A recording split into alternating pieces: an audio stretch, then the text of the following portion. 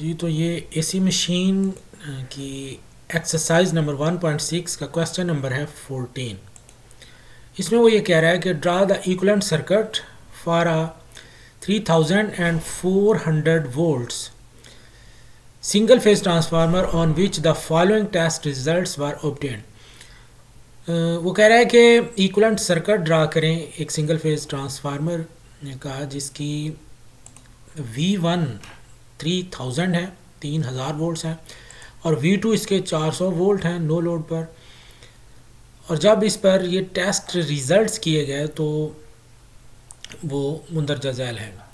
Input to high voltage winding when low voltage winding is open circuited, यानी ये open circuit test है। इसकी low voltage side जो है उसको ओपन रखा गया है, यानी सेकेंडरी साइड को ओपन रखा गया है, और प्राइमरी साइड पे जब इसके 3000 वोल्ट दिए गए हैं तो 0.5 एम्पेयर नो लोड पर करंट गुजर रही थी और 500 वाट्स जो है वो उसकी रीडिंग थी वाट मीटर की। ये आयरन लॉसेज है। Input to low voltage winding, अब लो वोल्टेज वाइंडिंग की तरफ से इसको इनपुट फ्राहम की गई है when high voltage winding is short circuited, और इसकी प्राइमरी साइड यानी हाई वोल्टेज साइड जो है उसको शॉर्ट सर्किटेड किया गया। तो 11 वोल्ट इसको फ्राहम किए गए हैं लो वोल्टेज साइड से, यानी ये VSC2 है, और 100 एम्पेयर करंट थी ISC2 है, और 500 वाट कॉपर लॉसेज है। Insert the appropriate values of resistance and reactance. अब इसमें आपने जो उसने कहा है कि आपने इक्विवेलेंट सर्किट बनाना है, उसमें रेजिस्टेंस और रिएक्टेंस की सारी वैल्यूज़ जो हैं वो उसमें पुट भी करनी है।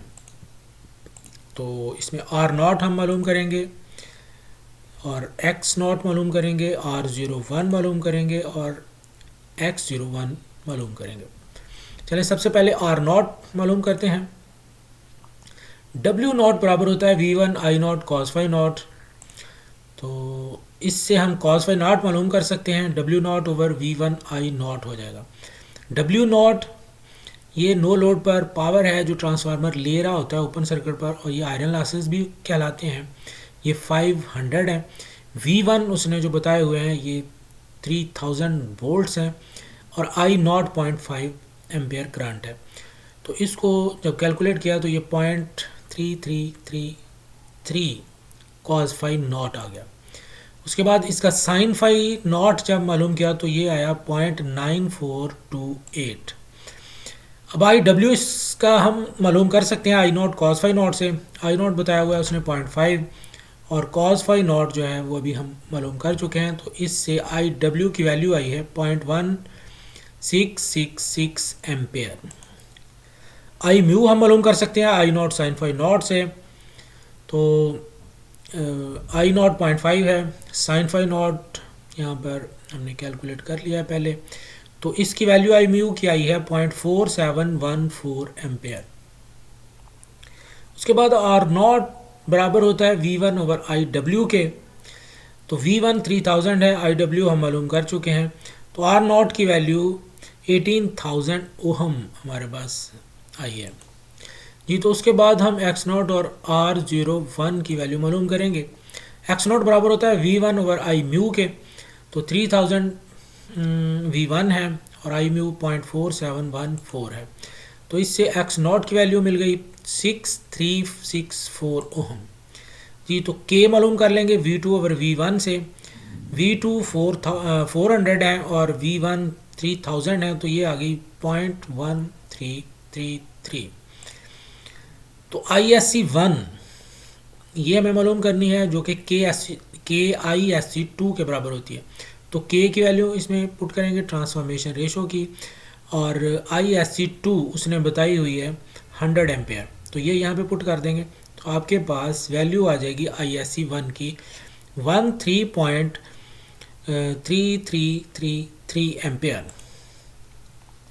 उसके बाद हम R01 मालूम करेंगे copper losses over ISC1 square से। तो कॉपर लॉसेज 500 हैं और ISC1 की वैल्यू इसमें पुट करके उसका स्क्वायर ले लेंगे। तो R01 आएगा 2.81 ओहम। उसके बाद x01 की वैल्यू हमें मालूम करनी है। VSC1 बराबर होता है VSC2 ओवर k के। तो VSC2 11 है, यहाँ पर उसने बताया हुआ है। तो k की वैल्यू इसमें पुट करेंगे तो आपके पास VSC1 आ जाएगा 82.52 वोल्ट्स।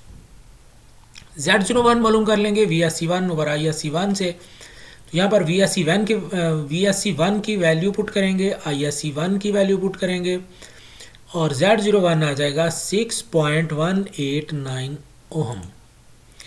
तो उसके बाद हम X01 मालूम करेंगे, ये बराबर होता है Z01 square minus R01 square under root के।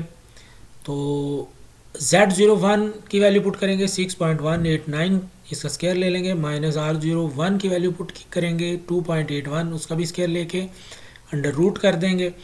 तो X01 की वैल्यू हमें मिली है 5.51 ओहम। तो इस तरह से हमें ये चारों वैल्यूज़ मिल चुकी हैं। अब हम इक्विवेलेंट सर्किट ड्रा करेंगे और उसमें ये वैल्यूज़ को पुट कर देंगे। ये एक्साइटिंग रेजिस्टेंस है, ये एक्साइटिंग रिएक्टेंस है, I म्यू, IW, I0 और R01 और X01। इस तरह से ये सारी वैल्यूज़ इसमें पुट कर दी हमने। तो इस तरह से ये क्वेश्चन कंप्लीट हो गया।